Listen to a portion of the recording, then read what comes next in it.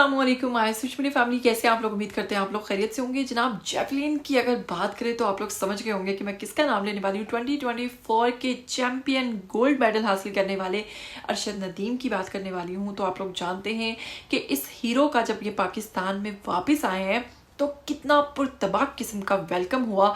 ना सिर्फ वेलकम हुआ बल्कि एयरपोर्ट पर भी लोगों का एक ऐसा हजूम था।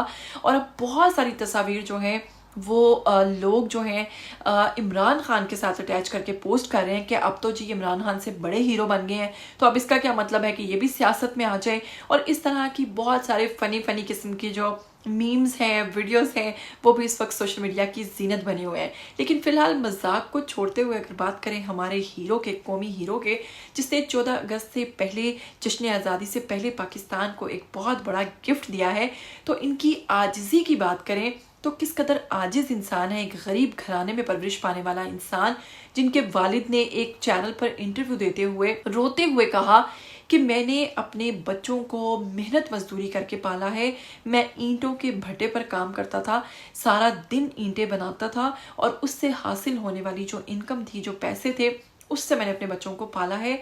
तो आज मेरे बच्चे को जो मिलियंस में 300 मिलियंस के इनामात जो है वो अभी तक मिल चुके हैं, वो मिल रहे हैं, उस पर मुझे रोना आ रहा है अपनी औकात पे, कि मैं अपनी औकात पे रो रहा हूँ कि मैं इस काबिल नहीं था।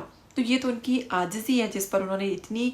और फिर अगर बात करें अरशद नदीम की आजिज़ी की, तो जब वो अपने घर पहुँचे हैं तो उनके लिए लाहौर में स्टे करने के तमाम तर इंतज़ामात कर दिए गए थे। और क्योंकि पाकिस्तानी गवर्नमेंट चाहती थी कि इनके लिए, इनके एजाज़ में जो भी आगे सब कुछ करना है उसके लिए ये लाहौर में स्टे करें और फिर फाइनली ये वापस एक ही दफ़ा अपने गाँव मियाँ चन्नू जाएँ। लेकिन उन्होंने कहा कि वो अपनी वालिदा से मिलना चाहते हैं और वालिदा से मिलने के लिए वो सेम डे, उसी दिन जनाब मियाँ चन्नू के लिए रवाना हो गए। रास्ते में उन लोगों ने नाश्ता किया और नाश्ते में आप जानते हैं कि अगर बात करें अरशद नदीम की, तो उन्होंने माश की दाल और रोटी और दही का इस्तेमाल किया। इंतहाई सादा नाश्ता किया। उसके बाद ये हीरो जब अपने गांव पहुंचे तो गांव के मनाजिर कुछ ऐसे थे कि वहां पर बहुत पुरतबाक किस्म का वेलकम हुआ। लेकिन अरशद नदीम बहुत हौसले के साथ जब अपने गांव के पास पहुंचे, और हौसला जो है उनका टूटा कहाँ पर, जब उन्होंने अपनी वालिदा को देखा और अपनी वालिदा के गले लगकर उनके पाँवों में गिर के और अपनी वालिदा के पाँवों से चिपक कर वो इतना ज़्यादा रोए। और ये मनाजिर जो थे, इसने सबको इस वक्त बेहद गमज़दा किया। बहुत ज़्यादा सभी इमोशनल हो गए। कई लोगों की तो आंखों में आंसू भी आ गए ये मंजर देखकर, क्योंकि इतनी आजिज़ी, इतनी सादगी, और यही वजह बनी है अरशद नदीम की कामयाबी की। लेकिन वहीं पर आपको बताएं कि आप लोग जानते हैं कि जब वो एयरपोर्ट पर आए तो उन्होंने एक इंटरव्यू दिया। इंटरव्यू कह लीजिए या फिर कह लीजिए कि जब चैनल्स की तरफ मीडिया के साथ गुफ्तगू करते हुए उन्होंने बताया कि मैं अगर बात करें यूथ फेस्टिवल का हिस्सा रहा, और फिर ये तमाम जो चीज़ें थी ये गवर्नमेंट, जो हमारी पंजाब गवर्नमेंट है, उनकी तरफ से किया गया, शहबाज शरीफ साहब की तरफ से ये किया गया था, और मैं उन्हीं का लगाया हुआ पौधा हूँ। पीएम साहब का मैं शुक्रिया अदा करता हूँ।